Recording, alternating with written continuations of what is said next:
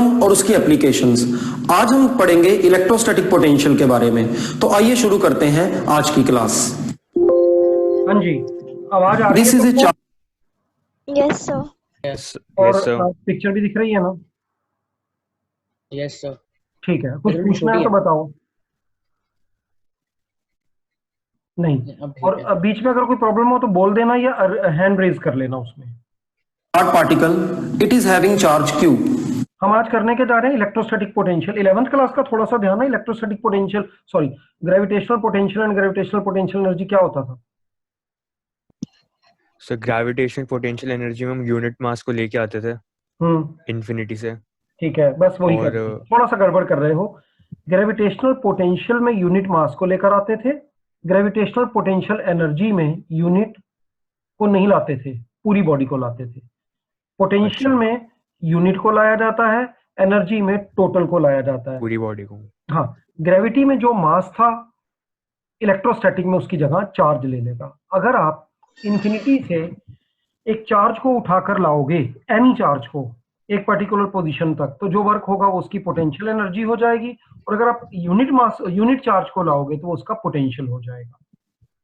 देखते हैं। इसके आसपास सारे रीजन में इसकी इलेक्ट्रिक फील्ड एग्जिस्ट कर रही है।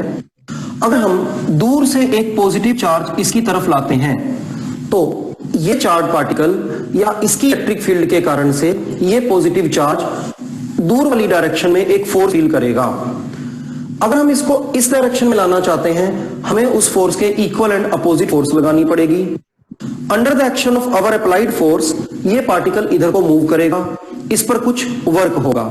मान लो हम इस चार्ज पार्टिकल को यूनिट चार्ज पार्टिकल कंसीडर करें और इन्फिनिटी से उठाकर एक पर्टिकुलर पॉइंट तक लाएं। इसमें जो वर्क करना पड़ेगा वो कहलाएगा इस पर्टिकुलर पॉइंट का इलेक्ट्रोस्टैटिक पोटेंशियल। तो इलेक्ट्रोस्टैटिक पोटेंशियल की डेफिनेशन क्या हुई? Electrostatic potential of any point in an electric field is the work done in bringing a unit positive charge from infinity to that point। किसी point पर जो electric field में exist कर रहा है, इलेक्ट्रोस्टैटिक पोटेंशियल होगा यूनिट पॉजिटिव चार्ज को infinity से उस पॉइंट तक लाने में किया गया वर्क। तो आइए देखें इस वर्क को कैलकुलेट कैसे करेंगे। जो रट्टा लगाना है वो क्या है? Work done in bringing unit positive charge from infinity to that point.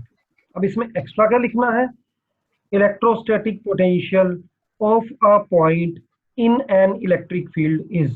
ये एक तरह से जैसे वो मसाला लगाया है बीच में। अंडरस्टूड है कि हम उसी की बात कर रहे हैं, बट पूरी डेफिनेशन क्या होगी? Electrostatic potential of a point in an electric field is the work done in bringing unit positive charge from infinity to that point. इसमें एक छोटा सा और एक्स्ट्रा चीज जोड़नी है, against the field. Electrostatic potential of a point in an electrostatic field is the work done in bringing unit positive charge from infinity to that point against the field। कोई दूर दूर से कोई आइडिया कि against the field बीच में हम क्यों लिख रहे हैं? सर दोनों पॉजिटिव है तो रिपल्शन होगी ना। रिपल्शन होगी तो अगर मान लो नेगेटिव होता तो अट्रैक्शन जो ओरिजिनल चार्ज है अगेंस्ट नहीं करना पड़ता, नेगेटिव होता तो अगेंस्ट नहीं होता। अब एक बात बताओ, तुम्हें ये कहा गया है कि एक लिस्ट बना लेना जिसमें बीच बीच में जो छोटे छोटे यूजलेस क्वेश्चंस, डेरिवेशन के पॉइंट ऑफ व्यू से यूजलेस है, कंसेप्ट के पॉइंट ऑफ व्यू से मोस्ट इंपोर्टेंट है, उनकी एक लिस्ट हम बना रहे हैं या नहीं बना रहे हैं? सर कौन किसकी लिस्ट? चलो अभी एक काम करो, जिसके पास भी तीनों में से कॉपी है वो एक कॉपी के लास्ट पेज पर एक लिस्ट तैयार करना शुरू कर दे। आज का उसमें क्वेश्चन लिखें, in definition of electric potential and electric potential energy, why the word against the field? Electrostatic potential and electrostatic potential energy की definition में against the field word क्यों आता है? ठीक है sir, excuse me sir. Sir अगर against the field है तो साइन नेगेटिव लगेगा, पॉजिटिव लगेगा? नेगेटिव लगेगा। चाहे कुछ भी हो, चाहे सुनो, लाना हमेशा पॉजिटिव चार्ज को है। हमारा ये चार्ज चाहे पॉजिटिव हो चाहे नेगेटिव हो, चाहे ये पॉजिटिव चार्ज को रिपेल कर रहा हो चाहे ये अट्रैक्ट कर रहा हो, डेरिवेशन के डेरिवेशन में डेफिनेशन में अगेंस्ट द फील्ड साथ में जरूर लगाना है। हमको 10 मिनट लगेंगे और हमारी डेरिवेशन अननेसेसरी रह जाएगी, इसलिए इसको मैंने एक अलग टॉपिक कर दिया है। क्वेश्चन क्लियर हो गया क्या है? Electrostatic potential of a point in an electric field is the work done in bringing unit positive charge from infinity to that point against the field. ये बीच में against the field क्यों डाल दिया गया है? तो ये आप अपने पास एक लिस्ट रेडी करो. जब ऐसे 10 क्वेश्चन हो जाएंगे तो हम एक क्लास को रोक कर बीच में उन 10 के 10 क्वेश्चंस को सॉल्व करेंगे कितने भी चैप्टर्स के में. इलेक्ट्रोस्टैटिक पोटेंशियल और इलेक्ट्रोस्टैटिक पोटेंशियल एनर्जी की डेफिनेशन में, डेरिवेशन में अगेंस्ट द फील्ड वर्ड क्यों आता है? ठीक है, ये लिस्ट आप अपने पास रेडी रखना. Yes sir. चलो फिलहाल तो हम डेरिवेशन करते हैं.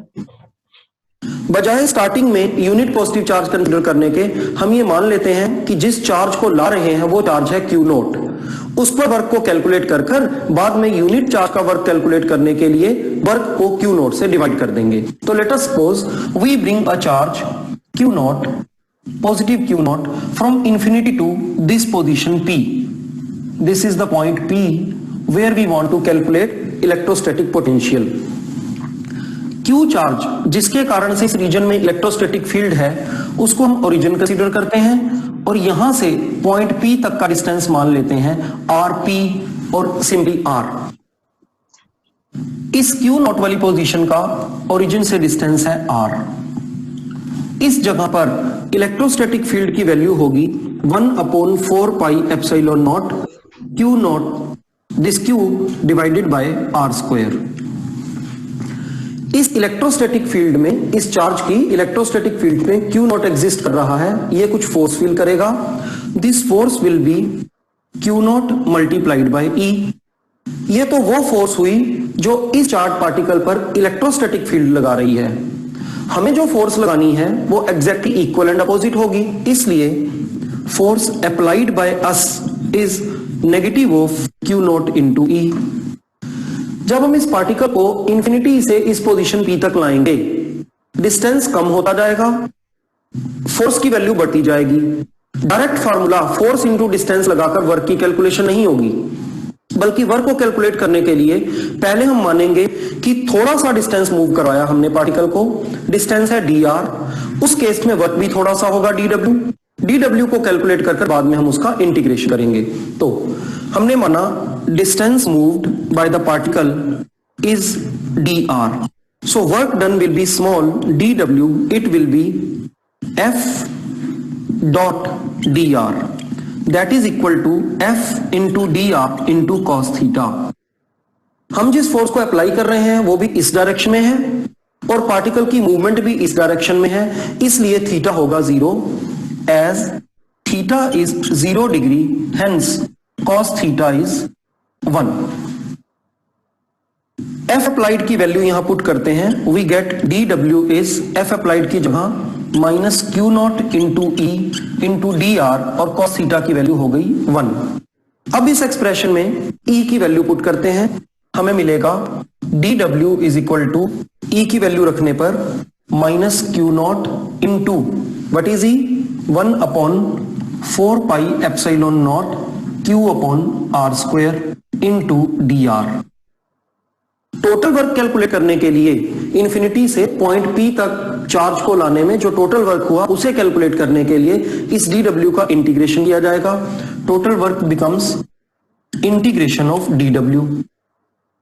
dr की प्रेजेंस हमें बताती है इंटीग्रेशन करते टाइम r कंटेन करने वाले वेरिएबल, वो वैल्यूज जिनमें r है उनको अंदर रखना है इंटीग्रल के, बाकी सभी वैल्यूज बाहर चली जाएंगी. इसलिए minus q naught Q 4 pi epsilon not, ये सब वैल्यूज इंटीग्रल से बाहर गई, अंदर रह गया 1/r square into dr. Particle को हम ला रहे हैं इंफिनिटी से. ओरिजिन से स्टार्टिंग में इसका डिस्टेंस होगा इनफाइनाइट और अल्टीमेटली ये इस पोजीशन पर पहुंचा, यहां तक का डिस्टेंस है rp. So let us do the integration. Minus q naught q upon 4 pi epsilon not. हमें इस क्वांटिटी का इंटीग्रेशन करना है. हमें इंटीग्रेशन करना है 1/r स्क्वायर इंटू dr का. इसे हम लिख सकते हैं r to the power -2 into dr. Power में 1 ऐड करेंगे और न्यू पावर से डिवाइड करेंगे. तो इस पोर्शन का इंटीग्रल होकर हमें मिला -1/r. -1/r. लिमिट वही पुट करेंगे हम infinity to rp. Infinity to rp. ये माइनस इस माइनस को हटा देगा, q naught q upon 4 pi epsilon naught. पहले अपर लिमिट पुट करेंगे 1 अपॉन आर पी, माइनस का साइन, फिर इस आर के प्लेस पर लोअर लिमिट पुट करेंगे infinity. 1 upon infinity is 0। Total work calculate होकर आया q naught into q upon 4 pi epsilon naught into 1 upon R P. शुरू में जैसा हमने देखा हम चार्ज क्यू नॉट को ला रहे हैं, बट बाय डेफिनेशन चार्ज जो इंफिनिटी से इस पोजीशन तक लाया जाएगा उसे यूनिट चार्ज होना चाहिए। इसलिए this is the work done on charge Q not. हम कह सकते हैं on Q not charge work is W. Hence on charge unity और 1 work will be W divided by Q not, and by definition ये चीज होगी potential. Hence potential is W upon Q not. जब इस W की value को Q not से divide करेंगे रिजल्ट रह जाएगा Q upon 4 pi epsilon not and R P. हम इसे यूं लिख सकते हैं 1 upon 4 pi epsilon not and Q divided bye R P. Ultimately V is 1 upon 4 pi epsilon naught Q upon R, where R is the distance of the point where we want to find electrostatic potential from the given charged particle which is Q। इस फार्मूले से electrostatic potential calculate किया जा सकता है। आइए हम देखते हैं दो पॉइंट्स में पोटेंशियल डिफरेंस कैसे कैलकुलेट किया जाए। यहाँ तक कोई दिक्कत तो नहीं है? सीधा सीधा सिंपल सा मैथ चल रहा है। No sir. यस फिर सर। भी अगर हो तो एक बार वीडियो को आराम से दोबारा देख लेना और ये सारी डेरिवेशन एक बार हाथ से कर लेना। फिर कॉपी में वही नोट्स लिखना जो मैं तुम्हारे को दे रहा हूँ, चाहे वो लेट हो रहे हैं डिले हो रहे हैं कोई बात नहीं, पर एक बार डेरिवेशन कर लेना ताकि पक्की हो जाए। एक पॉइंट का पोटेंशियल के लिए इंफिनिटी से लाए हो, अगर 2 पॉइंट्स का पोटेंशियल डिफरेंस निकालना है तो एक पॉइंट से दूसरे पॉइंट तक ले जाना। 99% ये डेरिवेशन रिपीट होगी, सिर्फ थोड़ी सी टर्म्स लिमिट्स डिफर करेगी। देख लो।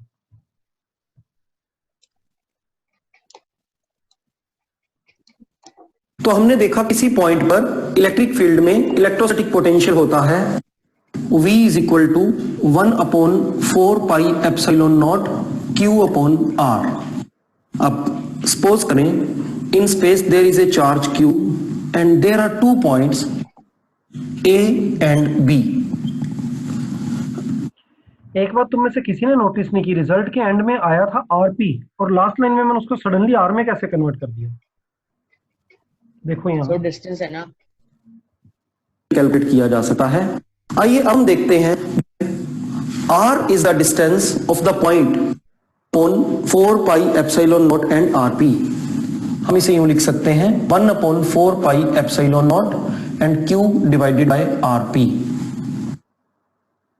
Ultimately V is 1 upon 4 pi epsilon naught Q upon R, where ये स्टेप क्यों हुआ? सडनली इस RP को R से रिप्लेस इसलिए कर दिया है, जब हम डेरिवेशन कर रहे थे तो बीच में R को यूज करना था, डायग्राम में तुम देखोगे।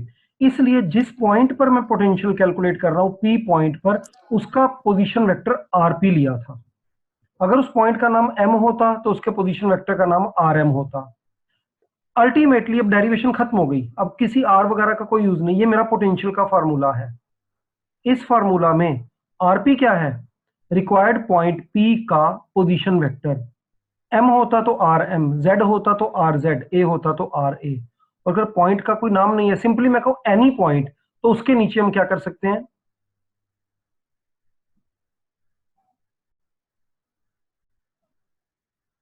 अभी आवाज कटी थी क्या तुम्हारे लिए? अभे, Ritesh, yes sir. Yes, sir. बाकी दोनों को आवाज आ रही है? अभे का बीच में दोबारा से एडमिट होने के लिए। अभे तुम डिस्कनेक्ट हो गए थे क्या? Yes sir. तुम्हारे एंड पे गड़बड़ थी, मेरे पर थी? नहीं सर, मेरे में थी। ठीक है। लास्ट में जब हमारे पास सिंपली ये बोला जाए एनी पॉइंट, तो एनी पॉइंट में पॉइंट का नाम स्पेसिफाइड नहीं है, इसलिए उस पॉइंट का पोजीशन वेक्टर सिंपली R से लिखा जाएगा। तो जो R है। फॉर्मूला हमने अपने माइंड में रखना है उसमें नीचे RP नहीं लिखना। RP तो डेरिवेशन के समय हमारी मजबूरी थी, क्योंकि R कहीं और यूज हो रहा था बीच में। अब हमारे को ऐसी कोई मजबूरी नहीं, we are talking about any general point, तो इसलिए याद करते समय potential is 1/4 pi epsilon naught q divided by r। Okay sir. अब सपोज करें in space there is a charge q and there are 2 points a and b,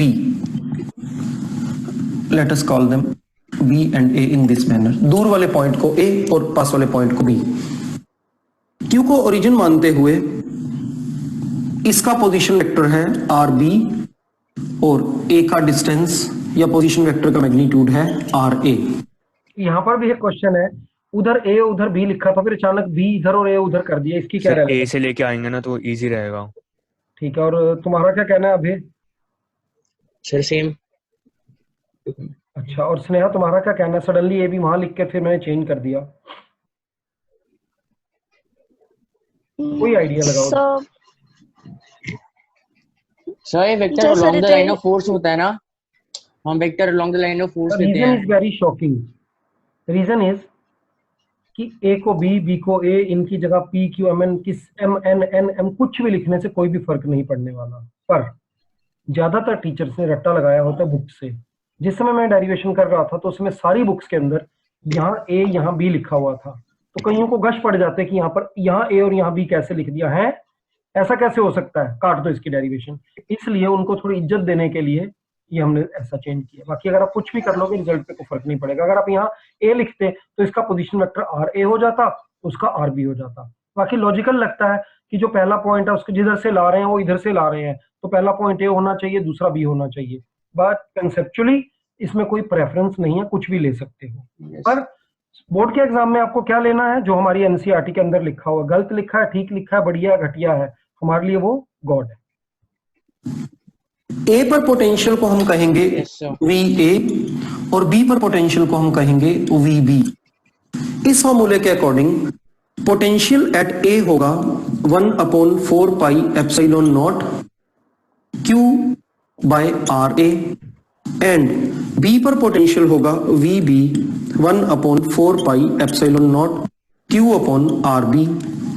इन दो points में potential difference होगा dV, potential at B minus potential at A। जब इसमें से इसको minus करेंगे तो 1/4 पाई एप्सिलॉन नॉट और Q कॉमन आ जाएंगे, Q/4 पाई एप्सिलॉन नॉट, अंदर रह जाएगा 1/RB माइनस 1/RA। ये फॉर्मूला हमें बताता है दो पॉइंट्स के बीच में इलेक्ट्रोस्टैटिक पोटेंशियल को कैसे कैलकुलेट किया जाए। आर बी को पहले क्यों रखा या पोटेंशियल बी को पहले क्यों लिया और पोटेंशियल ए को बाद में क्यों लिया, वो इस फॉर्मूले से क्लियर होता है। पोटेंशियल डिस्टेंस के इनवर्सली प्रोपोर्शनल है। बी का डिस्टेंस क्यू से कम है, इसलिए बी पर पोटेंशियल ज्यादा होगा। ए का क्यू से डिस्टेंस बी के कंपैरेटिवली ज्यादा है। आर ज्यादा होने के कारण से ए पर पोटेंशियल की वैल्यू कम होगी। बड़ी वाली वैल्यू में से छोटी वाली वैल्यू को माइनस किया हमने, इसलिए VB माइनस VA लिया। दूसरी बात, इलेक्ट्रोस्टैटिक पोटेंशियल एक स्केलर क्वांटिटी होता है जबकि इलेक्ट्रिक फील्ड एक वेक्टर क्वांटिटी होती है। तो अब देखते हैं electrostatic potential difference between 2 points की डेफिनेशन क्या हुई। इलेक्ट्रोस्टैटिक पोटेंशियल एट पॉइंट की डेफिनेशन होती थी work done in bringing a unit positive charge from infinity to that point. अगर B पर इंफिनिटी से एक चार्ज लाएंगे तो हमें मिलेगा पोटेंशियल एट B, जिसकी वैल्यू ये लिखी हुई है। A पर इंफिनिटी से अगर एक चार्ज लाएंगे तो हमें मिलेगा पोटेंशियल एट A, जिसकी वैल्यू ये रही। इन दोनों को माइनस कर हमारे को ये वैल्यू मिलती है। तो इलेक्ट्रोस्टैटिक पोटेंशियल डिफरेंस की वैल्यू डायरेक्ट भी निकाली जा सकती है। बजाय चार्जेस को 2 बार इंफिनिटी से यहां लाने की, हम यूं कर सकते हैं चार्ज को सीधा A से उठाकर B तक ले जाएं। इसमें जो वर्क होगा वो कहलाएगा electrostatic potential difference between A and B। ये बात क्लियर हुई कि पोटेंशियल डिफरेंस की डेफिनेशन में इंफिनिटी वर्ड लाना जरूरी नहीं है, सिंपली लिमिट चेंज कर दो। आप कहो एक पॉइंट से दूसरे पॉइंट तक ले जाने में जो वर्क हुआ उसको पोटेंशियल डिफरेंस कहेंगे। समझ आ गई बात? Yes sir. Yes, sir. तो electrostatic potential difference between 2 points is work done in bringing a unit positive charge from one point two other point against the field. तो हम यूं कह सकते हैं The electrostatic potential difference between 2 points is the work done in bringing unit positive charge from one point to other point, और electrostatic potential difference की value इस फार्मूले से आती है। अब हम आगे देखते हैं electrostatic potential due to a group of point charges क्या होगा। सपोज करें स्पेस में बड़े सारे चार्जेस हैं, उनकी वैल्यूज हैं Q1, Q2, Q3, इसी तरह से बहुत सारे charges up to Qn। There is a point P in space, और इस पॉइंट P पर इलेक्ट्रोस्टैटिक पोटेंशियल हम कैलकुलेट करना चाहते हैं। अब P पर इलेक्ट्रोस्टैटिक पोटेंशियल Q1 के कारण से भी होगा, Q2 के कारण से भी होगा, और सिमिलरली सभी पार्टिकल्स के कारण से होगा। Total potential at P will be potential at P due to first charge plus potential at P due to second charge and similarly potential at P due to nth charge. Potential एक scalar quantity है, इसलिए हम algebraic sum करेंगे। अगर charge positive है तो ये result positive आएगा, नेगेटिव है तो नेगेटिव आएगा, और बाद में एडिशन से ओवरऑल रिजल्ट हमें मिलेगा। इन सब की वैल्यू सब्स्टिट्यूट करते हैं, तो वैल्यू सब्स्टिट्यूट करने के लिए फॉर्मूला हम यही वाला यूज करेंगे। Potential at any point is 1/4 pi epsilon not charge divided by distance. कौन सा डिस्टेंस? ये r डिस्टेंस था जो चार्ज पार्टिकल पहले से एग्जिस्ट कर रहा है, जैसे इस डायग्राम में Q, और जहां पर हमने इलेक्ट्रोस्टैटिक पोटेंशियल कैलकुलेट करना है उन दोनों के बीच का डिस्टेंस। इस डायग्राम में ये चार्ज एग्जिस्ट कर रहा है और P पर हमने पोटेंशियल इलेक्ट्रोस्टैटिक पोटेंशियल कैलकुलेट करना है, इसलिए डिस्टेंस ये वाला लिया जाएगा। इस डिस्टेंस को हम P1 या R1P रिप्रेजेंट कर सकते हैं। तो ये फॉर्मूला बन जाएगा 1/4 पाई एप्सिलॉन नॉट, ये वाला चार्ज Q1 और इन दोनों के बीच का डिस्टेंस R1P और P1। सिमिलरली इसका पोटेंशियल होगा 1/4 pi epsilon not second charge Q2, Q2 से P का डिस्टेंस R2P। सिमिलरली चलते हुए 1/4 pi epsilon not nth charge और उसका distance, nth charge is Qn और उसका डिस्टेंस इस पॉइंट P से होगा RNP। इन सभी में से 1/4 पाई एप्सिलॉन नॉट कॉमन आ गया, ब्रैकेट में रह जाएगा Q1/R1P plus Q2/R2P, similarly Qn/RNP। इतना लंबा एक्सप्रेशन लिखने की जगह हम समेशन का यूज कर सकते हैं, सिग्मा के साइन का। 1/4 पाई एप्सिलॉन नॉट, हमें देख रहे हैं सभी केसेस में न्यूमरेटर में चार्ज है, पर चार्ज के साथ सबस्क्रिप्ट में 1, 2, 3 इस तरह से n तक लिखा हुआ है। हम इसे लिख सकते हैं QI, वेयर I की स्टार्टिंग हो रही है 1 से और I का एंड हो रहा है n पर। सिमिलरली डिनोमिनेटर में एक डिस्टेंस है R, उस डिस्टेंस में स्टार्टिंग में 1, 2, 3 इस तरह से n तक लिखा हुआ है, तो हम उसकी जगह लिख सकते हैं I, और बाद में तो सभी केसेस में P ही लिखा हुआ है। इस I की वैल्यू 1 से स्टार्ट होकर यहां पर n तक जा रही है। इस फार्मूले से स्पेस में किसी पॉइंट पर डिफरेंट चार्ज पार्टिकल्स जो कि स्कैटर्ड हैं, उनके कारण से इलेक्ट्रोस्टैटिक पोटेंशियल कैलकुलेट किया जा सकता है।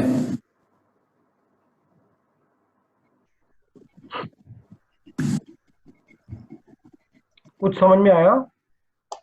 यस सर, आ गया। तो वही फार्मूला बार बार Yes, लिख देना है, सिर्फ उनके सिंबल चेंज कर देने हैं कि फर्स्ट पॉइंट से लेकर जो फर्स्ट चार्ज से हमारे पॉइंट का डिस्टेंस 1P या P1, फोर्थ से 4P या P4, 4P लिखें या P4 लिखें, इसमें भी कोई प्रेफरेंस है? नहीं है, ये डिस्टेंस सर है। 4P लिखना चाहिए हमें।